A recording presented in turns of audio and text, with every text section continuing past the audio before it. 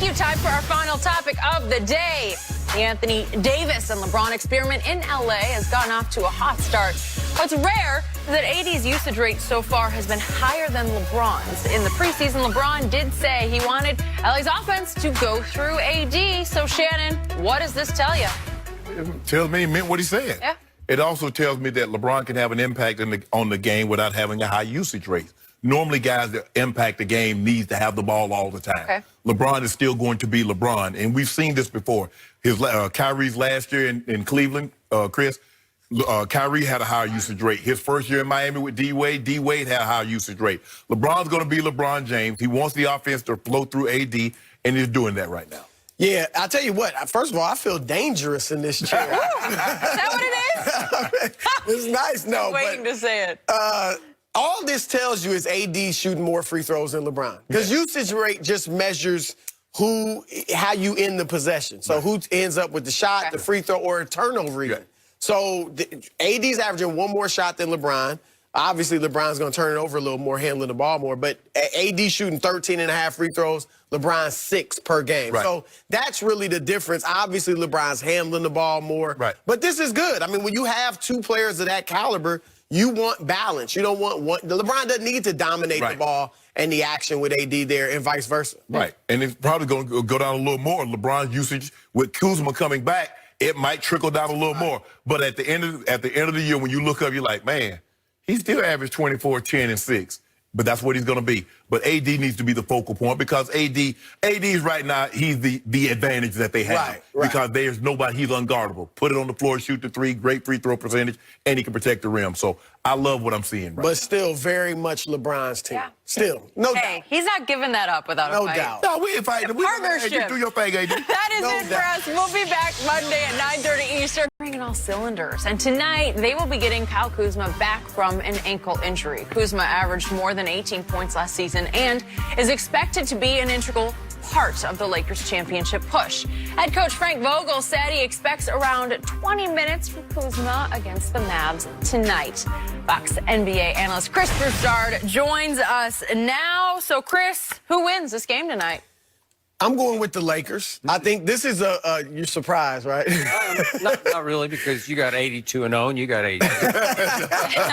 Oh, wait, they lost their first game. I forgot that counted, right? 81-1. 81-1. This is good for them because it's going to be a good test. Because Utah, when they beat Utah, Mike Conley, who he seems to have found his stroke their last game, right? Yeah. So he wasn't himself. As the Clippers, did he find it?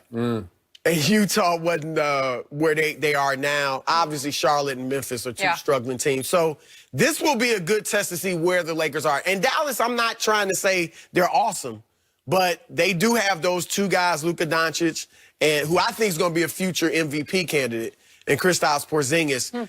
I think those guys, they play totally differently, but they could be Dallas's next Nash and Nowitzki. I agree. And I think, I think they'll fight Minnesota for that last playoff spot now that Golden State's all the way out. But I'm excited about Kuzma, and here's why. With LeBron playing the point, we've all seen it. He's not as aggressive of a scorer when he's at the point. Nope. And I think that's by design, but that's the case.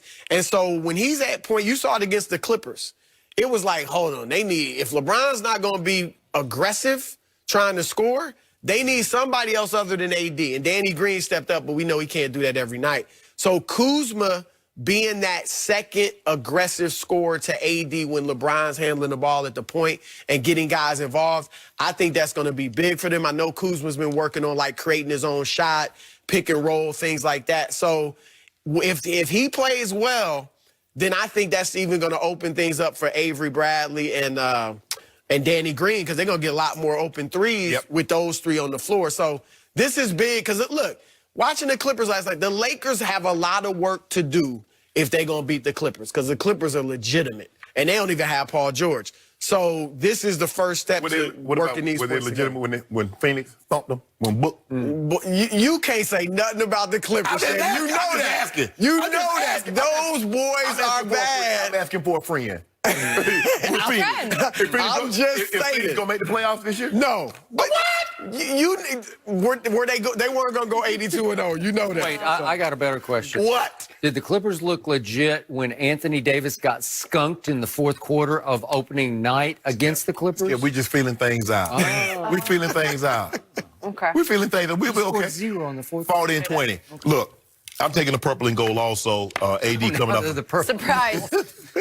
Surprise. AD coming up that monster game. But I agree. LeBron has gone out of his way. And this is another reason why AD is putting up the numbers, because LeBron has gone out of his way to make him comfortable. Do you? I'll come along for a little. Because the other night, a couple of nights ago, you know, he went to the half. I think he had like 2 or 4 points. And he got those right before the half. Before the half. Okay. And he's not being aggressive, but he's still averaging 9.5 assists a game. I believe he'll average double-digit assists. And his scoring will be somewhere around 23 to 25 points a game. But I agree. If he's not going to be that aggressive, Skip, and even if he's not that aggressive, they need a third scoring option. They need to be able to count on somebody that they know can give them 18 points a night. And Kuzma is the guy that can give them that. So you factor in AD going to be somewhere around 28, 29, 12, 13, 14 rebounds, 2.5 blocks. LeBron is going to be 23, probably 10, 6. Kuz gives the 18 with the bench, because now probably Avery Bradley is probably going to be, Kuzma will start coming off the bench until that ankle's 100%, and then he'll go into the lineup and probably Bradley. But what that also does is that they're trying to keep LeBron minutes low. Right. This is another way to keep his minutes low, because you got a guy that can score without LeBron having to be on the court in order to get him, because he's working on his own shot. So with that being said, Skip, I like Kuz coming back. That's why we wanted to keep it. Yeah. Wanted to keep it. That was a big keep, actually. Yeah, huge. He's a big piece to this puzzle. Huge.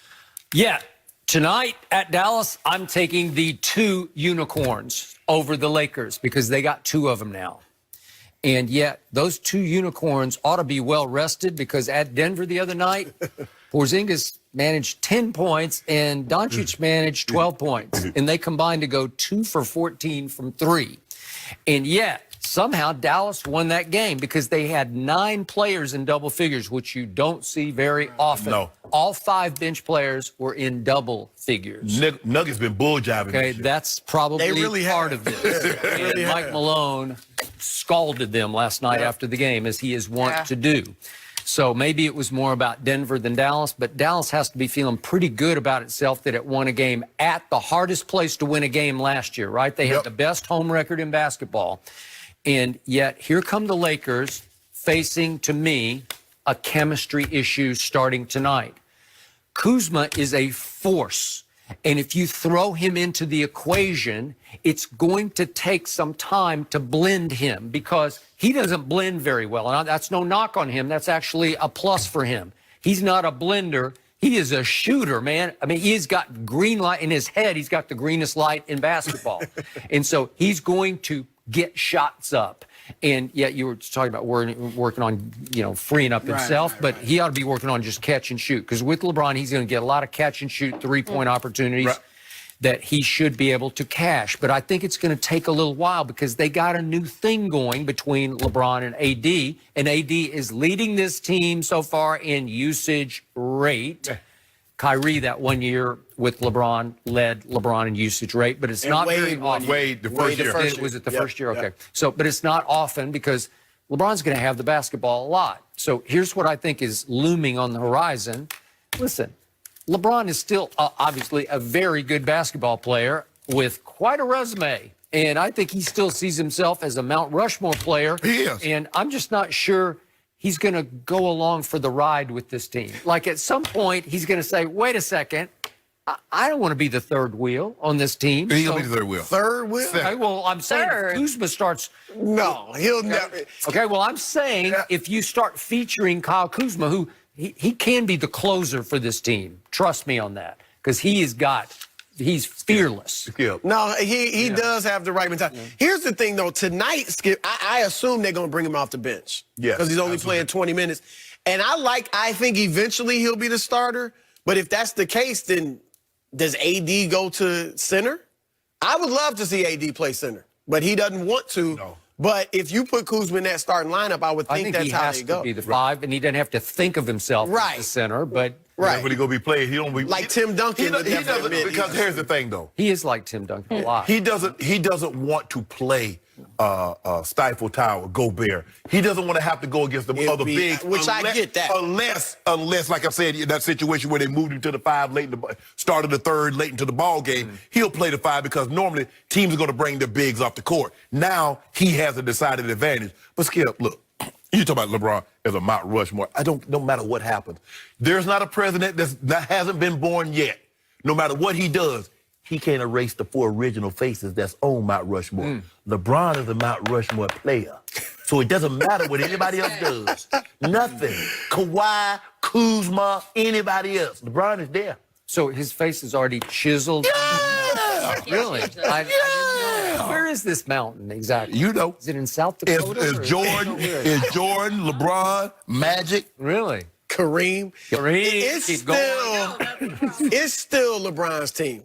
Are you doubting that? No, in fact, I'm with you on that. Okay. That's why all this talk about we're going to run the offense through Are they baloney. Are they running it through? No, but just like Magic, they ran the offense through Kareem, and it was Magic's team at some point, right? Yeah.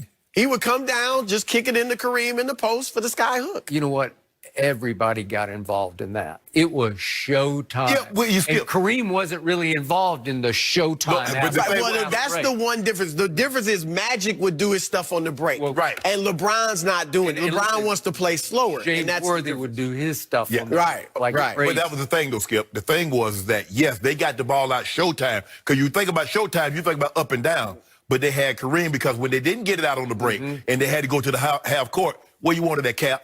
Kareem said, bring it to me right over here. Okay, but guess what? LeBron is running right now. Slow time. They are the slowest team in the damn game. You gotta in your bias. I'm glad. as you are because you picked the Nationals after Jessica Mendoza. That he had convinced you. Talking about you I right understand. now. There we go. I got it. But what I'm saying to you is this: if you have a 2-1 lead and your ace, keep this into consideration.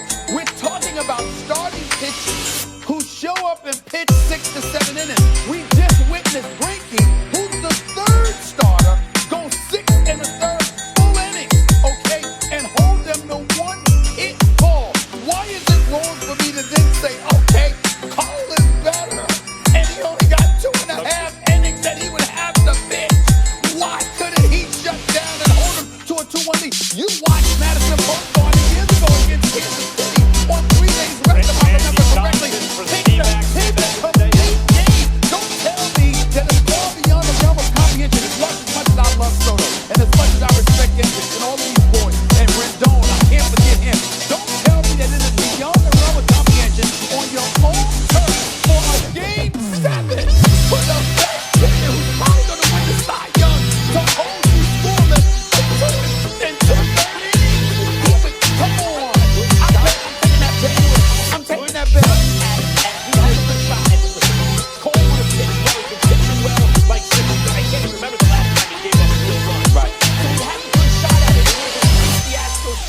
That's still a long way from saying he would have gotten 11 out and not given up the one game. We agree that. Here's what I was saying earlier about that everything. I think it's in front of him. Fundamentally doesn't understand. The highlight moment is not when you're up a couple of runs in the 9th inning with no one on base, right? I don't know what he was saying in Cole. The highlight moment is that the other team is feeling itself. They're coming back on you. It's a 1-run game. Right. It's late. It's the 7th.